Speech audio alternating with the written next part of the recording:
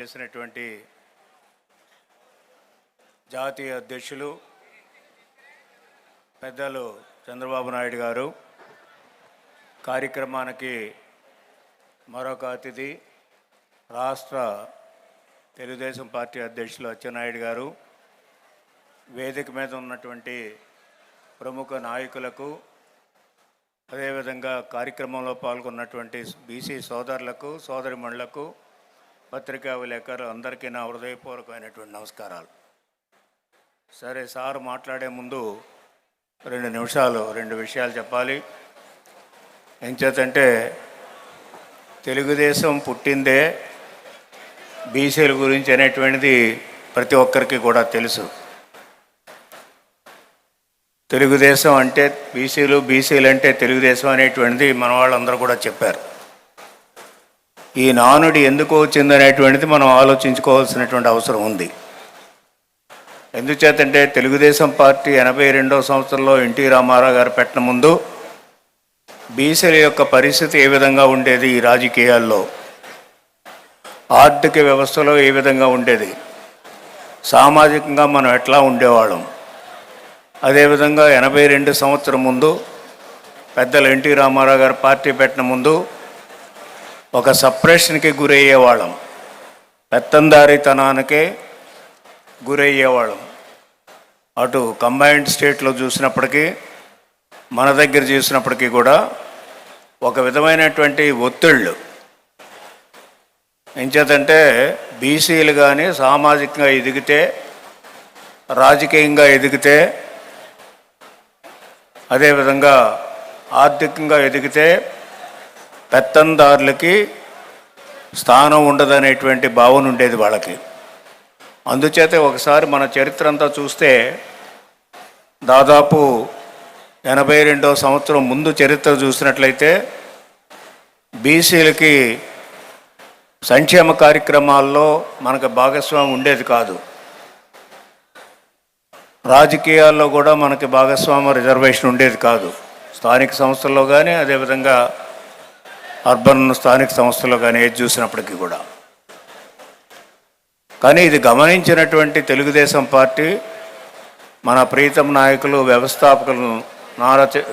వ్యవస్థాపకులు మనం చూసినట్టయితే ఎన్టీ రామారావు గారు ఆ రాజు పార్టీ పెట్టి బీసీలని రాజకీయంగా, సామాజికంగా, ఆర్థికంగా పైకి తీసుకురావాలనేటువంటి ఒక దూరదృష్టితో ఉన్నారు. ఇక్కడ స్టేజ్ మీద మేమంతా ఉన్నాం, మీరంతా ఉన్నారు. నాయకత్వ లక్షణాలు తీసుకొచ్చింది ఆ రోజున ఎన్టీ రామారావు గారు అనేటువంటి విషయాన్ని మనం మర్చిపోకూడదు. ఈ రోజున మనల్ని అన్ని విధాలుగా ఆదుకుంటున్నటువంటి తెలుగుదేశం పార్టీ అధినేత నారా చంద్రబాబు నాయుడు గారు అనేది మర్చిపోకూడదు. మన వాళ్ళందరూ చాలామంది చెప్పారు, మారాలి, మార్పు రావాలి. సమాజంలో మార్పు గురించి ఆ రోజున ఎన్టీ రామారావు గారు పోరాడారు, మార్పు తీసుకొచ్చారు. రాజకీయంగా మనలో మార్పు వచ్చింది, కొంత ఆర్థికంగా మార్పు వచ్చింది, అదేవిధంగా సామాజికంగా కూడా తలెత్తుకు తిరగగలిగేటువంటి శక్తి తీసుకొచ్చింది. మొట్టమొదటిగా ఎన్టీ రామారావు గారు అయితే, ఈరోజు మనం తలెత్తి తిరగగలిగినటువంటి చంద్రబాబు నాయుడు గారు, తెలుగుదేశం పార్టీ. కానీ ఈరోజు పరిస్థితులు మనం చూసినట్లయితే, ఈరోజు పెత్తందారీతనం నడుస్తూ ఉంది. ఈ పెత్తందారీ ప్రభుత్వంలో బీసీలు అణగదొక్కేటువంటి విషయాలన్నీ కూడా మన వాళ్ళు చెప్పారు. అంచేత ఈ యొక్క పెత్తందారీతనం నుంచి మళ్ళీ మన ప్రజాస్వామ్యంలోకి వెళ్ళాలంటే బీసీలందరూ నడుం కొట్టి ఈ మార్పుకి మీరు నాంది పలకవలసినటువంటి ముఖ్యమైనటువంటి భాగస్వామ్యం. కాబట్టి సమాజంలో 50% మనం ఉన్నాం. కాబట్టి మనం ఒక ప్రముఖమైనటువంటి భూమికను పోషించవలసినటువంటి బాధ్యత, రేపు ప్రభుత్వాన్ని మార్చేటువంటి పరిస్థితి మీరందరూ తీసుకురావాల్సినటువంటి అవసరం ఉంది, మన బీసీలంతా అనేది కూడా మీకు ఈ సందర్భంగా మనవి చేస్తూ ఉన్నాం. ఎందుకు తీసుకురావాలి అనేది మనం చూస్తే మనకు చాలా నష్టం జరిగింది. నష్టాలన్నీ కూడా అచ్చెన్నాయుడు గారు చెప్పారు, మిగతా వాళ్ళందరూ కూడా చెప్పారు. ఈ విధంగా దాదాపు స్వాతంత్రం వచ్చి 73 సంవత్సరాల పైన అయితే ఇంకా సమాజంలో ఉండేటువంటి 50% పైన ఉన్నటువంటి జనాలకి ఏ విధమైనటువంటి న్యాయం చేయకపోగా పెత్తందారితనంతో మనందరిని కూడా అణిచివేయాలనేటువంటి ఆలోచన చేస్తున్నటువంటి ప్రభుత్వాన్ని మార్చవలసినటువంటి శక్తి ముఖ్యంగా బీసీల మీద ఉంది. ఆ విధంగా ప్రభుత్వాన్ని మార్చవలసినటువంటి బాధ్యత మన అందరి మీద ఉందనేది కూడా మీకు ఈ సందర్భంగా మనవి చేస్తూ ఉన్నాం. రెండోది వచ్చేటప్పటికి మన అదృష్టం ఏంటంటే తెలుగుదేశం పార్టీ ఆనాడు ఎన్టీ రామారావు గారు మార్పులు తీసుకొచ్చారు. స్థానిక సంస్థల్లో రిజర్వేషన్ కల్పించారు, మన వాళ్ళు చెప్పారు. అదేవిధంగా ఏదైతే 82వ సంవత్సరం ముందు మనకు లేనటువంటి అవకాశాలు ప్రతి వెల్ఫేర్ స్కీమ్లో కూడా 20% రిజర్వేషన్ బీసీలకు ఉండాలని చేసినటువంటి మహానాయకుడు మొట్టమొదటిగా ఎన్టీ రామారావు గారు అనేది కూడా మీకు ఈ సందర్భంగా మనవి చేస్తున్నాం. అందుకే మనం రుణపడి ఉన్నాం. ఏం చేద్దంటే అప్పటి వరకు కూడా మనకి పైసా కూడా ప్రభుత్వం దగ్గర నుంచి వచ్చేది కాదు. ఆ రోజున 83వ సంవత్సరంలో మేమంతా మంత్రులుగా ఉన్నాం. అంచేత రాజకీయంలో ఒక మార్పు తీసుకురావడమే కాకుండా రాజకీయ ప్రమేయం మనకు కల్పించడమే కాకుండా ఆ మార్పులో బీసీలకి ఎక్కువ స్థానం కల్పించినటువంటిది ఈ తెలుగుదేశం పార్టీ. కాబట్టి తెలుగుదేశం పార్టీకి మనకి బీసీలకి ఒక అనుబంధం అయినటువంటి ఏర్పడింది అనేది కూడా మీకు ఈ సందర్భంగా మనవి చేస్తున్నాం. మాకు లాంటి వాళ్ళు చాలామంది రావచ్చు, ఇంకా రావాల్సినటువంటి వాళ్ళు చాలామంది ఉన్నారు. మీరంతా ఒక స్థాయికి వచ్చారు, మనమంతా ఒక స్థాయికి వచ్చాం.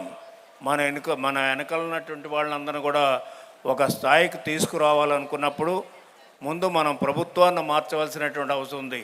ఈ ప్రభుత్వంలో బీసీలకి న్యాయం జరగదనేటువంటిది చాలా స్పష్టంగా తెలిసినప్పుడు ఈ ప్రభుత్వం మార్చి మళ్ళీ మన ప్రభుత్వాన్ని తెచ్చుకోవాలనే కార్యక్రమం చేపట్టవలసినటువంటి బాధ్యత ప్రముఖంగా బీసీలందరి మీద ఉందనేది కూడా మీకు ఈ సందర్భంగా మనం చేస్తున్నాను.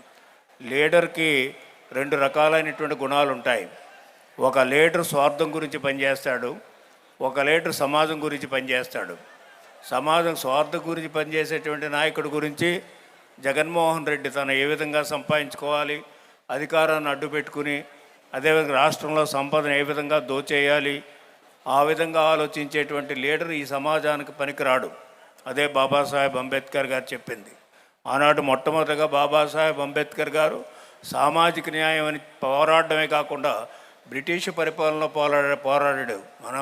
మన స్వతంత్రం వచ్చిన తర్వాత కాదు, బ్రిటిష్ పరిపాలనలోనే పోరాడాడు. మాకు న్యాయం చేయండి బలహీన వర్గాల కంటే. ఆయన రాజ్యాంగాన్ని నిర్మించినప్పుడు ఎస్సీ ఎస్టీలకి రిజర్వేషన్ పెట్టడం వల్ల వేళ కొంతమంది పార్లమెంట్లో చట్టసభల్లో వచ్చారు. అదే ఆ విధంగా ఆయన ఒక స్టేట్స్మెన్ బాబాసాహెబ్ అంబేద్కర్ గారు. తర్వాత స్టేట్స్మెన్ మన సమాజంలో ఉన్నటువంటి సమస్యల్ని పరిష్కరించాలి. అది ప్రధానంగా బీసీలు అందరూ కూడా నష్టపోయి ఉన్నారు ఈ సమాజంలో. వాళ్ళకి న్యాయం చేయాలి, సామాజికంగా ఆర్థికంగా రాజకీయంగా న్యాయం చేయాలని వచ్చినటువంటి మహానుభావుడు ఎన్టీ రామారావు గారు అనేది కూడా మీకు ఈ సందర్భంగా మనవి చేస్తున్నాం. ఆయన మనపై ఈ యొక్క తెలుగుదేశం పార్టీ మనకు కల్పించింది కాబట్టి తెలుగుదేశం పార్టీ వెనుక బీసీలు అందరూ ఉన్నారు. అదేవిధంగా ఈనాడు ఇందాక చెప్పాను నేను లీడర్షిప్. ఇప్పుడు ఉండేటువంటి లీడరు ఏదైతే ముఖ్యమంత్రిగా ఉన్నాడో దోచుకోవడానికి ఉండేటువంటి లీడరు. మన లీడరు చంద్రబాబు నాయుడు గారు ఒక స్టేట్స్మెన్ ఎప్పుడు కూడా ప్రజల యొక్క సమస్యల గురించి ఆలోచిస్తాడు, సమాజం యొక్క సమస్యల గురించి ఆలోచిస్తాడు. అందుకని ఆయనకు విజన్ ఉన్నటువంటి నాయకుడు. ఆ సమాజం గురించి ఆలోచించేవాడే అసలైనటువంటి లీడరు, అతన్నే స్టేట్స్మెన్ అంటారు మన చరిత్రలో చూస్తే. అంచేత దోచుకునేవాడి దగ్గర నుంచి ఈనాడు సమాజానికి అన్ని రకాలుగా దోచిపెట్టేటువంటి వాళ్ళు ఉండవలసినటువంటి అవసరం ఉంది. ఈనాడు మనకు అనేక రకాలైనటువంటి ఆస్తులు ఉన్నాయి. ఈ రాష్ట్రానికి ఆస్తులు కొరత లేదు, అదేవిధంగా న్యాచురల్ సంపద కొరత లేదు. అవి వాళ్ళు దోచుకుంటున్నారు. అదేవిధంగా వాళ్ళు దోచుకోవడం వల్ల మనం మరీ పేదవాళ్ళం అవుతున్నాము. మనం పేదవాళ్ళం వల్ల సమస్యలు పెరుగుతున్నాయి. ఈ సమస్యలన్నీ పోవాలంటే ఒక్క నారా చంద్రబాబు నాయుడు గారి నాయకత్వంలో తెలుగుదేశం పార్టీ మళ్ళీ అధికారంలోకి రావాల్సినటువంటి అవసరం ఉంది. ఆ అధికారాన్ని మన వంతు కృషి బీసీలందరూ చేయవలసినటువంటి అవసరం ఉంది. ఇక్కడికి వచ్చిన వాళ్ళు కానీ ఇక్కడ రానటువంటి వాళ్ళు కానీ బీసీల యొక్క బాధ్యత, తెలుగుదేశం పార్టీని రక్షించుకోవాల్సినటువంటి బాధ్యత ఉందనేది కూడా మరొకసారి సందర్భంగా మనం చేస్తూ సెలవు తీసుకుంటాం. యనమల రామకృష్ణ గారికి ధన్యవాదాలు తెలియజేస్తూ ఇప్పుడు ఒక బీసీల కోసం ఒక సాంగ్ తయారు చేయడం జరిగింది. దాన్ని రిలీజ్ చేయమని కోరుతూ కరీముల్లా